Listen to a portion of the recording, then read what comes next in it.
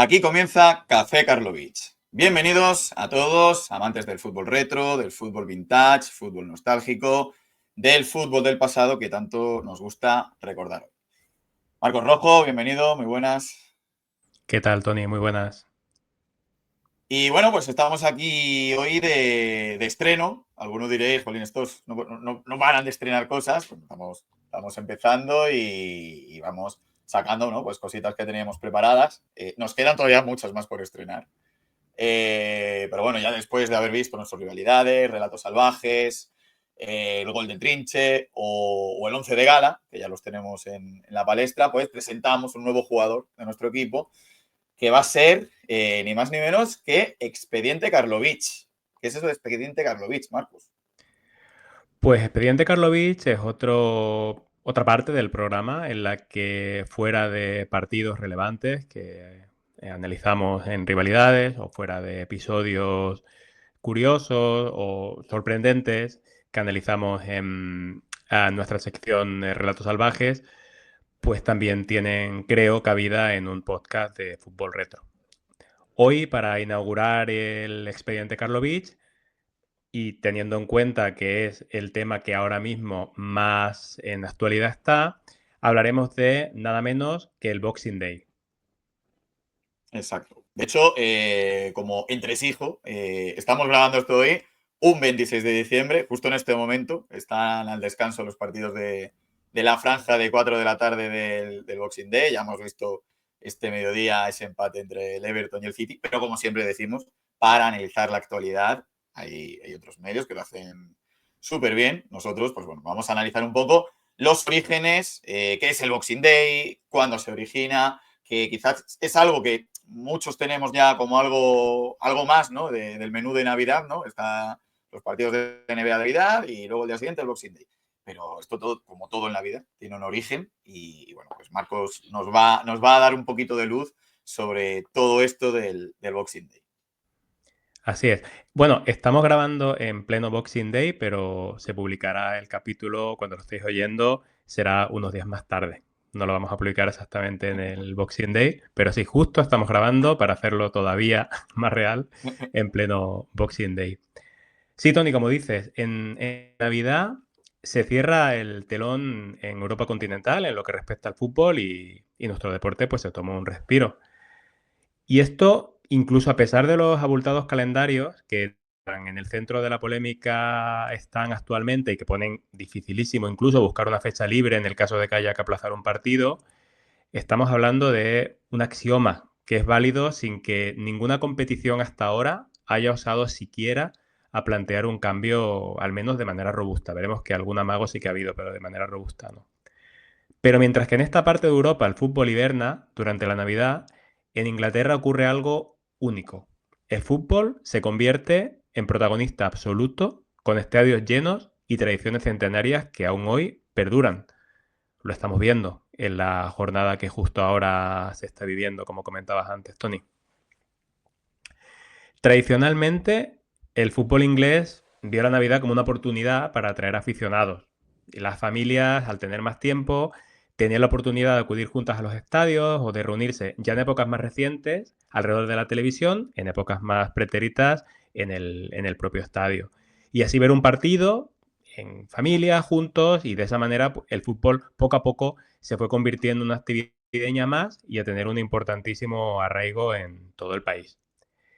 Ya cuando llegó la Europremier, la liga inglesa comenzó a ser retransmitida fuera del Reino Unido y apareció una nueva variable, porque con ello, al ser seguida por aficionados de todo el mundo, sus dirigentes vieron una oportunidad de oro para atraer aún más la atención global, aprovechando que las ligas nacionales de todo ese público mundial pues se paraban y la Premier se convertía en el centro del fútbol y en uno de los centros del deporte, pues junto con la NFL, la NBA y algunos otros deportes, pero no el fútbol. Como fútbol quedaba la Premier.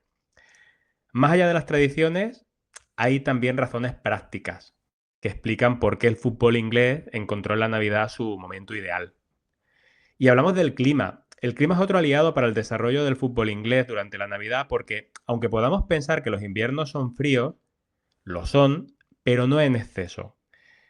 También son húmedos pero no hay lluvias torrenciales. Y también son ventosos, pero no son extremadamente ventosos. Y rara vez nieva. Ha habido casos de nieve en la época navideña en el Reino Unido, pero rara vez nieva, sobre todo en Inglaterra.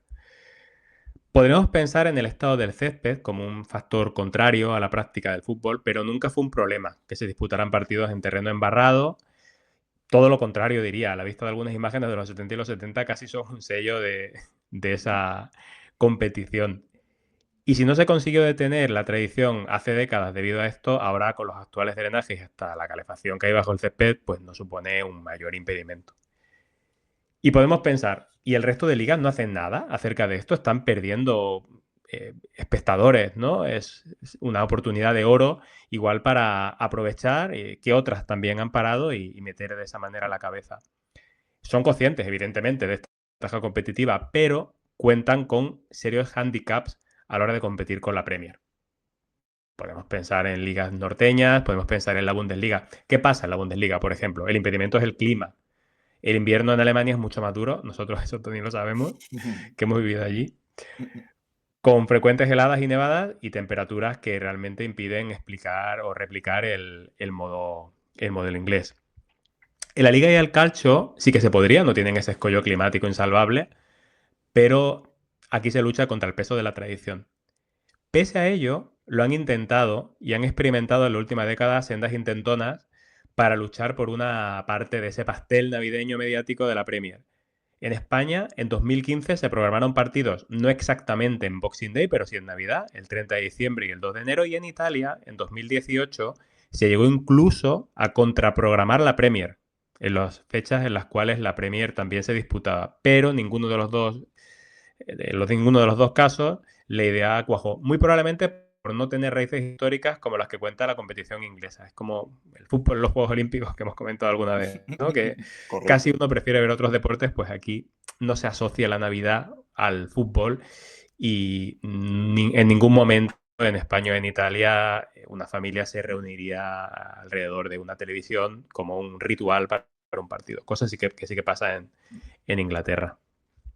También entran, yo Y luego desde el supongo, punto de... perdona Marco que te interrumpa, supongo No, sí, también sí. el tema, por ejemplo, de entradas, ¿no? A la hora de, no es lo mismo a lo mejor entradas en un partido de Premier que gastarte a lo mejor 60 euros por cabeza una familia de 4 para ir a un partido de Liga Española. Exacto, sí, el precio de las entradas es también un impedimento importante. Las entradas en Alemania, en Inglaterra, pues no tienen el mismo precio que aquí. Entonces sí, es otro de los factores, ¿no? Poder adquisitivo, entradas. Pero también podemos pensar que simplemente es un ritual, pero desde el punto de vista deportivo, el fútbol navideño también es relevante en Inglaterra. ¿Por qué digo esto? Porque en esta secuencia de partidos, cuando los equipos parecen situarse en una posición u otra de poder realmente acceder al título de liga o a alguna competición europea, luchar por el descenso. Estos partidos, esta sucesión de partidos, esta concentración, hace que los equipos acaban colocándose donde les corresponde de cara a la segunda mitad de temporada. No quiero decir que los primeros meses de competición no tengan importancia porque estaría faltando a la verdad, pero sí que abundan ejemplos de equipos que han aprovechado estas fechas para postularse definitivamente como aspirantes o bien otros equipos que tras un comienzo muy prometedor se han hundido en estas fechas navideñas y ahí han comprobado que su realidad clasificatoria era superior a su aspiración real. Básicamente lo que sale de Navidad es una serie de tiers de los equipos colocados en la situación que les va a permitir pelear por una u otra posición en la liga, ¿no? Y dentro de esta época, porque hasta ahora estamos hablando sobre todo del fútbol en Navidad, en general, en Inglaterra. Pero la joya de la corona de ese fútbol en Navidad es la jornada que se disputa hoy, cuando estamos grabando, el 26 de diciembre, que es el conocido como Boxing Day. Exacto, porque de Ah, hecho había hasta jornada de Navidad, ¿no? O sea, el propio 24 o 25 incluso había partidos. Algo que se fue desvaneciendo, sobre todo época 50, 60, por falta de seguimiento o arropo del público, que al final, como bien dices, son días familiares, días de pasarlo en familia.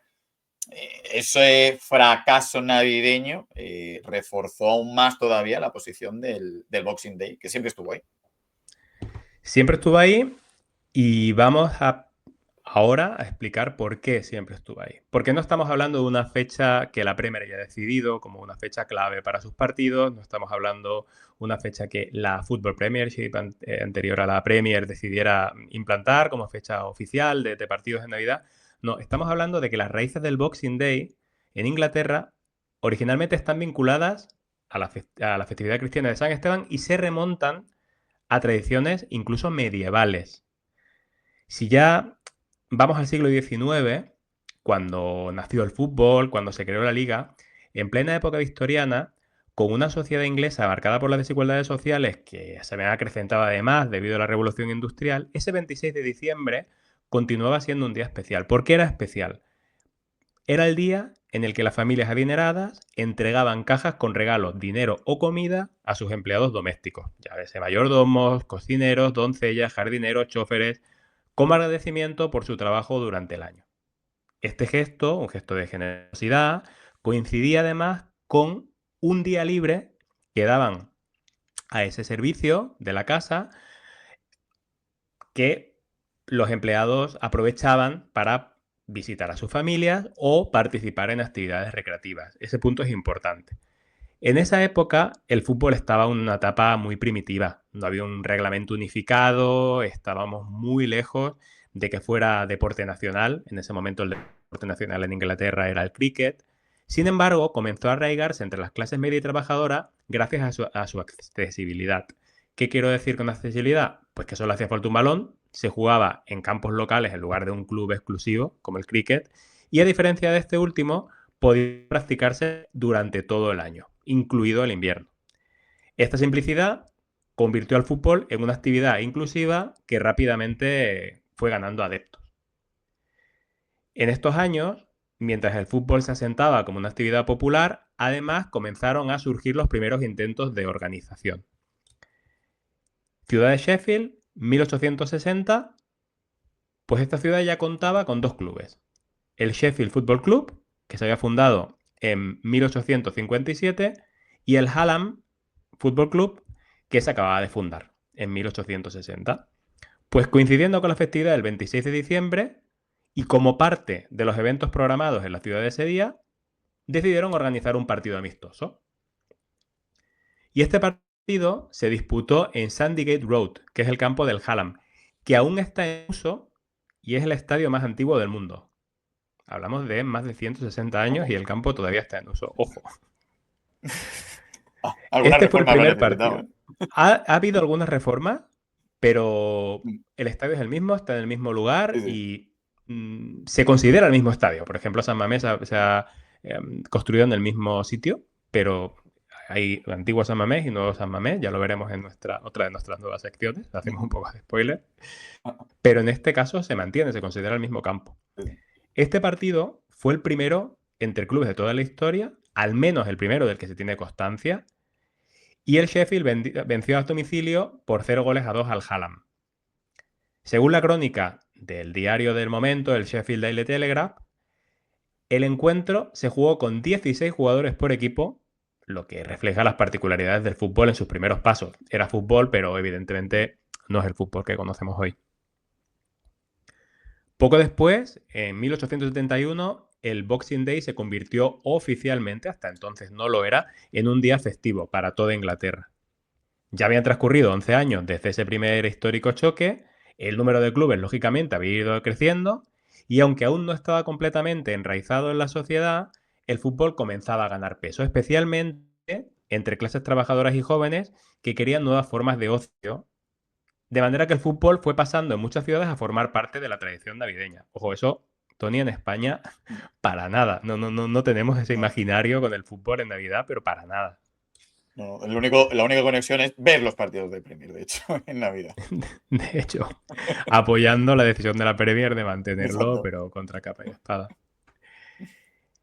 Esto era así, y así que cuando en 1888 se fundó la Football League, la precursora de la Premier, no se dudó en ningún momento en fijar el Boxing Day como una fecha clave del calendario futbolístico. La jornada se llenó de partidos entre equipos vecinos y estaba diseñada para reducir desplazamientos y así poder atraer multitudes. Ya los aficionados pues no tenían que viajar para ver a su equipo, se forzaba que el equipo local jugara muy cerca. Era una estrategia perfecta para una liga en sus primeros pasos y que aún necesitaba de nuevos aficionados. Ahora esa tradición ya no existe, ya se juega como una jornada cualquiera de la liga, porque bueno, no son ya los aficionados que van al estadio los principales objetivos de una liga, ¿no? Con la manera que tenemos ahora de ver el fútbol. Así que nos encontramos con que ese 26 de diciembre, aunque no puede afirmarse que en aquel momento hubiera una intención real o deliberada de conectar el fútbol con ese primer duelo histórico en Sheffield de 1860, pues el tiempo sí que se ha encargado de tejer una especie de lazo simbólico entre ambos eventos. De este modo, el primer partido entre clubes de la historia y la tradición inglesa de disputar encuentros el 26 de diciembre han convergido y han dotado al Boxing Day de una identidad muy singular que trasciende épocas y que transforma esta jornada en un homenaje involuntario al origen del fútbol. Una manera también muy, muy cool, ¿no? Por parte de la Premier de venderlo, pero realmente lo tienen ahí, pueden tirar de ello porque es cierto. Hoy en día, con la Premier transformada en un espectáculo global y dominado por otro tipo de intereses económicos, esa magia persiste. Es probablemente la fecha de una liga tan profesionalizada como la liga inglesa que mantiene más las tradiciones de ese fútbol inglés añejo, ya no solo del siglo XIX, sino del fútbol inglés de los 60, de los 70. Se mantiene un poquito ese espíritu. Así que ya tenemos, Tony, de dónde viene el Boxing Day. Y bueno, Así pues que yo una creo vez hecho que este recorrido histórico, yo creo que es el momento de recapitular, ¿no? Pues grandes momentos que nos ha dejado este Boxing Day a lo largo de la historia, más reciente quizás, pero icónicos hitos. Sé que te sabes algunos por ahí.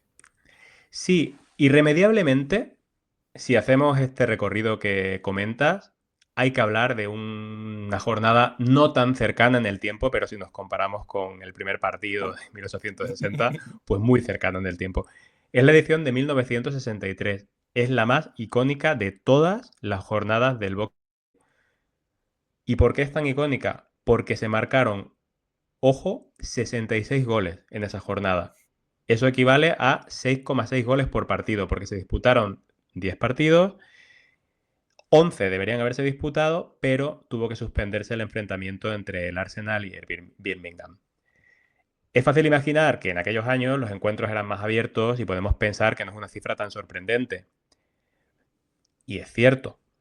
Si vamos a la clasificación de esa temporada y la comparamos con la clasificación de la última Premier, en ese año 1963, temporada 63-64, 7 de los 22 equipos superaron los 80 goles. En la temporada pasada, solo 3 equipos, City, Liverpool y Arsenal, lo hicieron.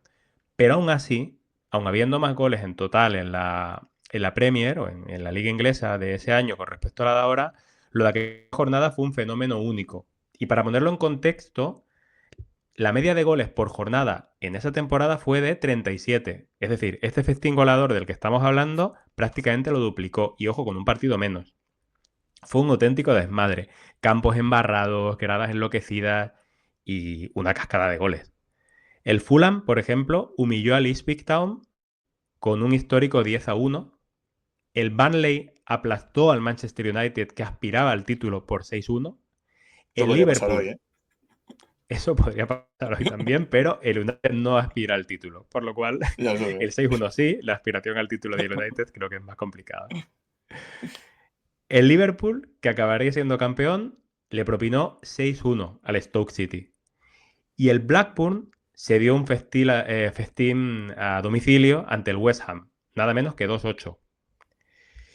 Incluso, para que no todos fueran goleadas, hubo un empate a 4 entre el West Bromwich y el Tottenham, que mantuvo el dramatismo hasta el final. No todos fueron palizas de unos equipos a otros. Y Tony, no ha habido otra jornada como esta, para nada. Sí que ha habido alguna que otra perla inolvidable, pero desde luego no una jornada tan completa. Podemos confirmar que hubo porteros, ese día. Se jugaron con porteros. Hubo porteros, pero realmente. Y tuvieron mucho trabajo, pero no sabemos, no hemos visto todos los goles. Si no hicieron su trabajo correctamente, o ese día los delanteros estuvieron especialmente acertados, o los partidos fueron tan alocados en esa atmósfera de pasión absoluta que se fue totalmente de las manos. Y eso comentaban. Hay alguna que otra perla inolvidable, pero evidentemente no como en el año 63. Y curiosamente, el partido que más se asocia al Boxing Day fuera de ese año mítico es uno de tercera división, porque el Boxing Day no es exclusivo de la primera división inglesa, sino de todas las categorías del fútbol inglés, todas las primera, segunda y tercera división. Pues hubo un derby en 1979 entre los enemigos irreconciliables de Sheffield, Sheffield siempre asociado al Boxing Day, ya el Sheffield Wednesday y el Sheffield United, ante, ojo, 50.000 personas en tercera en el viejo Hillsborough, que acabó con 4 goles a 0 para los locales, el Wednesday, en lo que se conoce como la masacre del Boxing Day. Dramatismo a tope.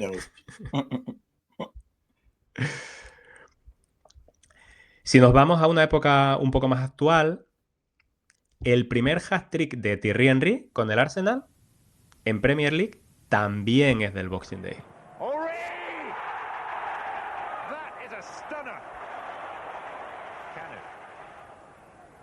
Henry and Vieira for a picture book goal.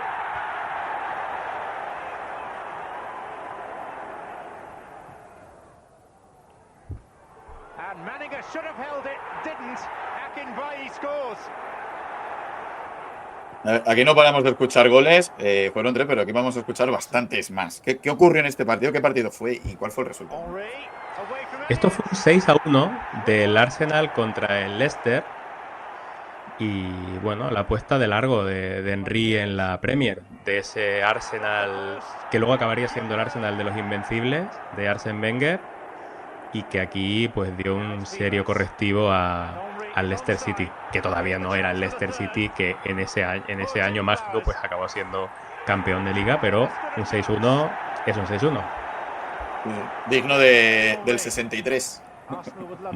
Podría haber sido parte del 63, como el siguiente partido que nos gustaría destacar como un ejemplo de una remontada épica.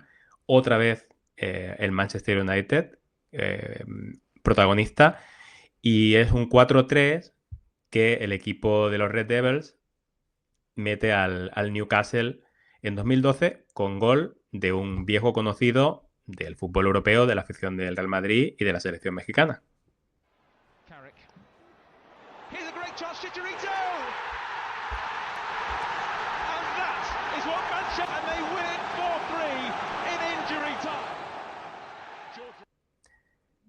¿Quién era, Tony? No tengo tan buen recuerdo de él, de Chicharito, pero bueno. Un tipo, no, me cae bien el personaje. A mí desde que salió aquella rueda de prensa con lo de imaginemos cosas chingonas, y ahí me ganó. Ahí estaba en el momento clave igual, el momento más pico de su carrera probablemente. Esos años del Manchester tras destacar en el Mundial con México probablemente fueron los mejores. Luego es verdad que llegó a cumplir Sevilla, desde luego que no, ya te lo digo. En el Madrid se quedó como un mero suplente. Pero oye, hemos visto Henry, este gol de Chicharito, ese mítico partido entre los equipos de Sheffield, pero siendo honestos, cualquier otra jornada de liga podría igualar este bagaje en términos puramente futbolísticos o incluso superarlo. No podemos decir que el Boxing Day, deportivamente hablando, nos haya dejado unas perlas irrepetibles fuera de esa mítica jornada, ¿no? Anécdotas, pues también hay espacio para las anécdotas curiosas y leyendas cuya veracidad es difícil de comprobar, pero volvemos a decirlo, nosotros nos lo creemos. Siempre. Aquí podemos hablar de los años 30, cuando un portero, después de un banquete navideño, salió al campo tambaleándose por los excesos, pero consiguió detener un penalti. No sabemos si igual se tiró hacia, o no se tiró, sino se cayó hacia un lado y justo el lanzador lo lanzó ahí, o el propio lanzador lo tiró fuera. Hoy va peor el lanzador. También se cuenta, o también como iría el lanzador, que tampoco. La Claro. leyenda es acerca del portero. También se cuenta que en algún momento de los años 40, en plena escasez de árbitros debido a la guerra, un aficionado saltó desde las gradas para dirigir un partido. Ojo, a esa escena también. Y por supuesto también está la historia del famoso gato negro que en los años 60 recorrió todo el campo durante varios minutos, generando aplausos y risas mientras los jugadores esperaban su retirada. Ahí nadie se tiró a por el gato, como pasa en otras ocasiones con algunos animales. Esto puede que sea solo una leyenda, pero forma parte del folclore del fútbol navideño.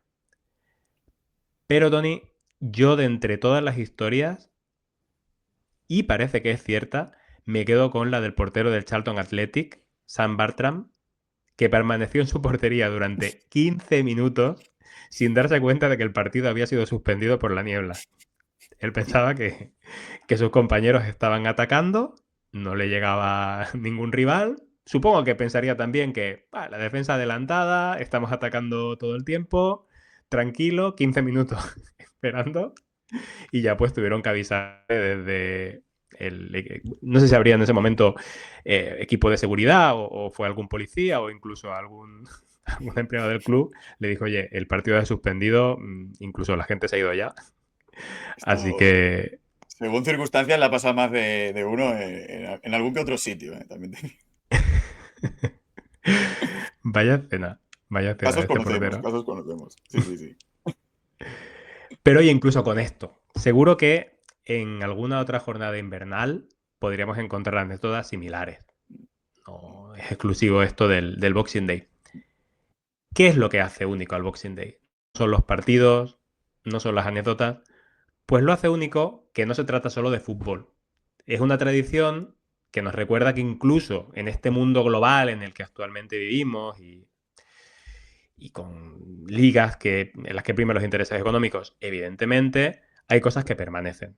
Y ese 26 de diciembre sigue siendo 164 años después de aquel Sheffield United Hallam, un día que invita a los aficionados a reunirse, a disfrutar del fútbol en familia y amigos, en el estadio, desde casa, y a celebrar esa magia del fútbol en esta fecha. Y como también he escuchado a algún periodista inglés, no deja de ser también una excusa para no tener que hablar en familia. Por lo cual está bien, está el partido, se comenta el partido e igual se evitan algunas conversaciones incómodas. Es un win and win de manual, ¿no? Pues sí, es algo que el fútbol inglés sabe hacer muy bien, los ingleses, el mezclar esa tradición, sobre todo con la actualidad de estos días, se ve también con la FA Cup, se ve con, pues en este ejemplo del Boxing Day, y son fechas pues maravillosas, ¿no? Para disfrutar del fútbol inglés que tanto nos gusta y algo, como dices, irrepetible. Pues Marcos, muchísimas gracias por traernos este primer expediente Karlovich tan navideño, tan sensacional. Un placer, Tony. Vendrán más expedientes Karlovich. Ya hay otro en el horno. No vamos a hacer más spoilers. Simplemente diremos que hay otro, también bastante interesante. Y en breve lo tendremos aquí. Y recordad que si os ha gustado podéis apoyar el proyecto, pues ya sabéis, siguiéndonos en nuestras redes, en x.com @caferoslovich, en nuestras plataformas en YouTube, en iVoox, en Apple Podcasts, en Spotify. Podéis dejarnos comentarios, sugerencias, si queréis, si acordáis de alguna otra anécdota dentro del Boxing Day, algún otro partido mítico, jugadas especiales. Si queréis o estáis interesados en que a lo mejor desarrollemos algún tema en cuestión, estamos totalmente abiertos. Muchas gracias a todos por estar ahí. Felices fiestas, feliz salida y entrada de año. Y recordad siempre, esta noche juega el Trinche.